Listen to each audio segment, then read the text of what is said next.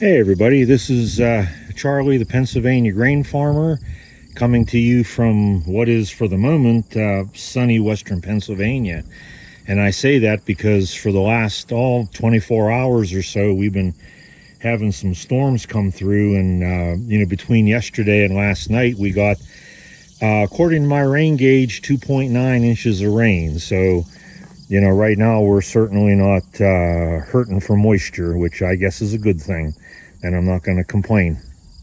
But it's been a week or so since I did a video, and that's because really there was nothing major going on, but there have been some little things happening, and I thought as a result that I'd do a video just to kind of get you caught up. One of the things that's been occupying my time is mowing, and you can see around a couple of these fields, that I've mowed off the weeds and stuff, and just trying to keep the place looking nice. And that's just rotary mowing, which isn't all that exciting, so I didn't get any video of that. But one of the things that happened that I'm really happy about, my wife and I went to camp over the weekend, and when I came back last night, it was dark, and it was storming in the not right at the farm here, but close to it. And as I was coming up the driveway and ready to push the button to open the garage door, I noticed something looked funny in front of my garage, and I thought, what in the world's going on there? And when I got up closer, I saw that my Oliver 66 was there. So it ends up my mechanic buddy Joe had finished working on it, and he must have brought it up and dropped it off sometime during the day on Sunday for me. So as I pulled up, I got the garage doors open and pulled this tractor into one bay and my truck into the other to keep it out of the rain as much as possible. But he is finished working on it, at least for the time being. And he did a number of things to it. I have the side curtains unlatched here so that we can go in and take a look. But one thing that he did was that he converted this to a 12-volt system.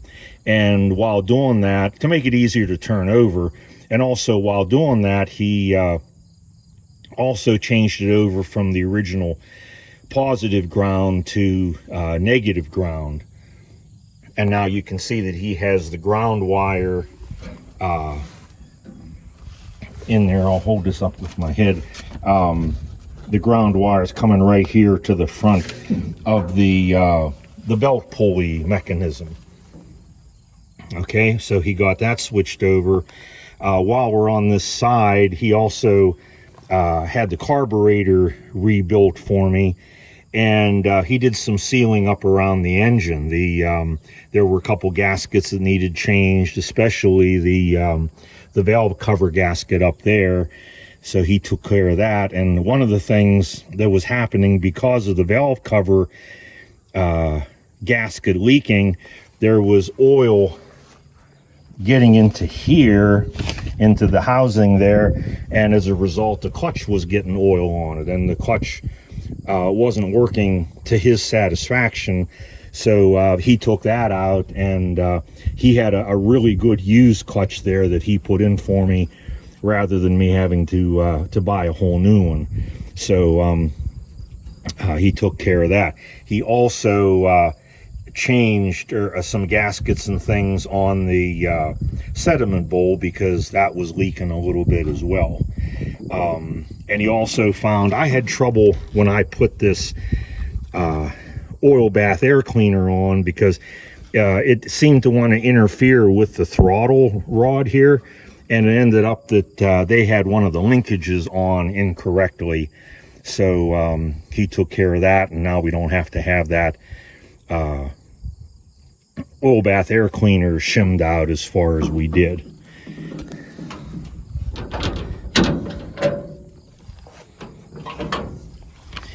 Now, over on this side,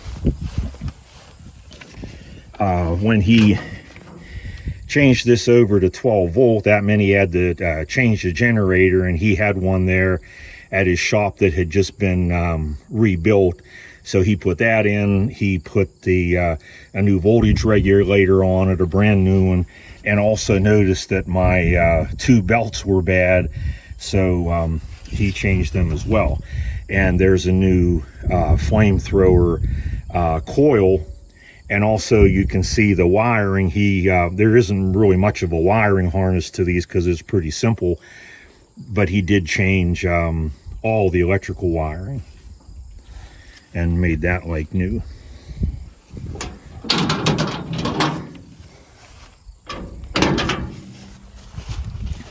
Okay, he also installed grease zerks here in this position on these front ends on these Olivers like this one.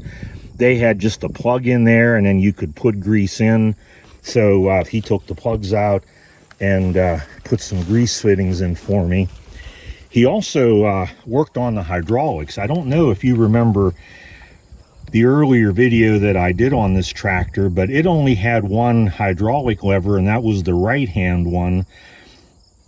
The left-hand one just had a cover plate here, and part of the inside mechanism was gone. So he got another handle for me and installed it, and also installed whatever was needed inside of here to make that work. So now both sides of my hydraulics are operational. Also, when I took it to him, it just simply had plugs in here.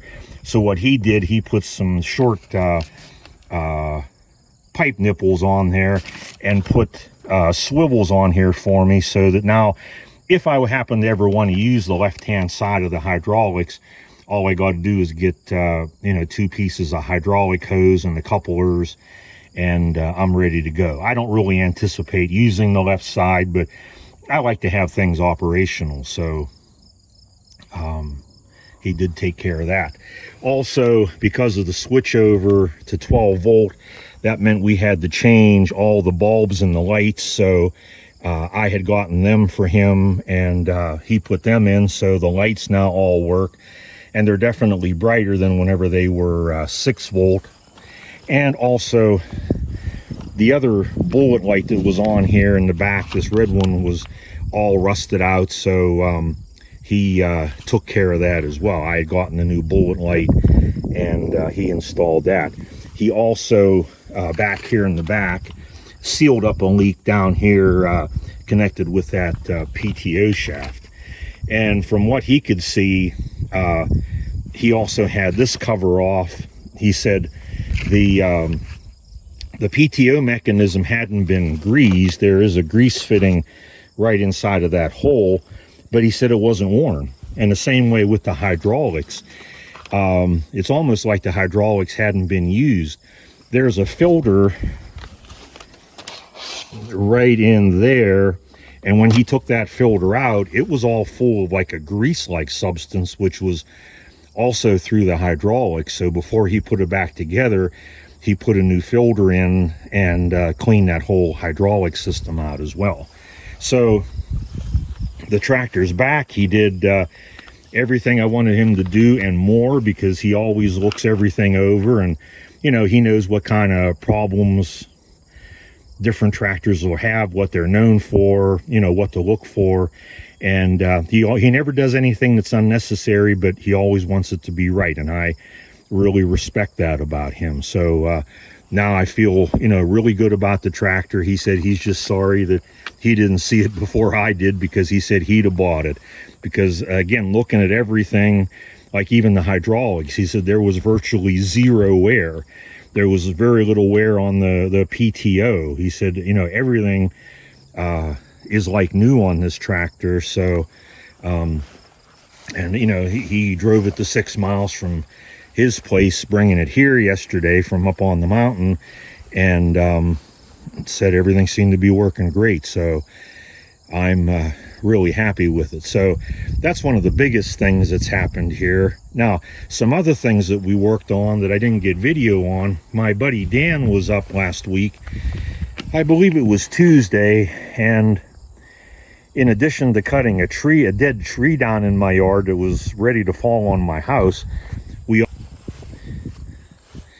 we also made an improvement to my 2 hay wagons. And I'll show you on this one, on this Farmco wagon.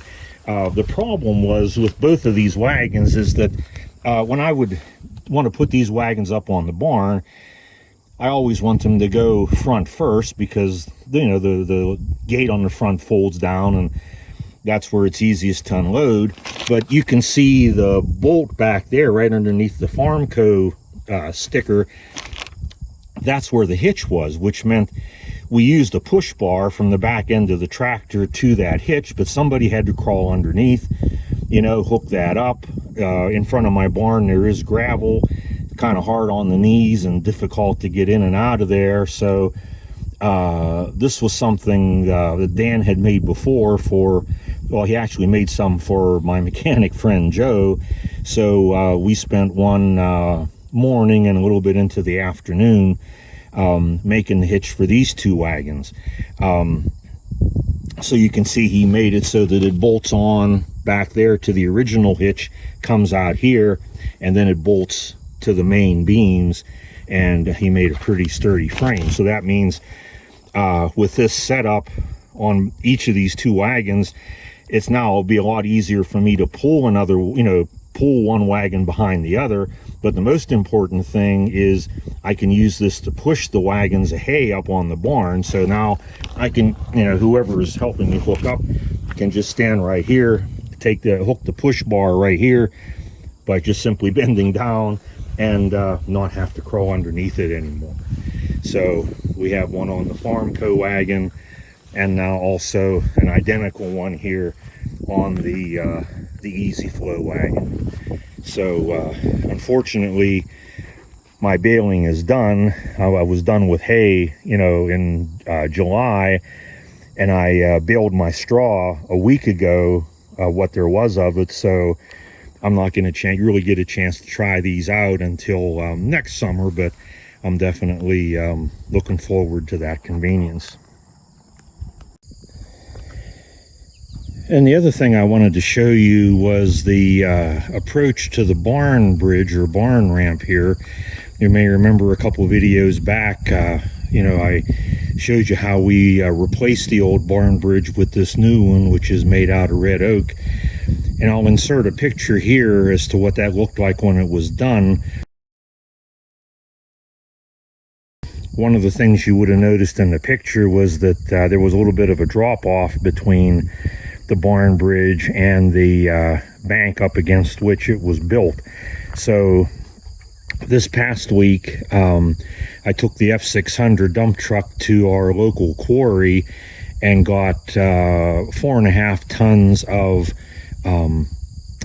number 2A modified limestone, which is, in case you're not familiar, it's like a number 2 rock, small rock with dust in it. And what I like about that is it can be compressed a little bit. I can get it packed down, and it's not going to roll out like just plain old gravel would. So it should make for a pretty solid surface. So I dumped that here in 2 piles, and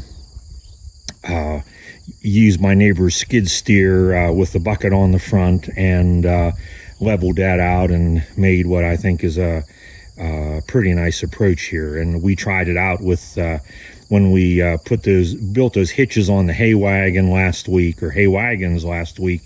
One of those wagons was filled with hay up on the barn here, so we unloaded that, stacked it on the barn floor, and pulled the wagon out, and everything worked just great. So I wanted to make sure I showed you this as well.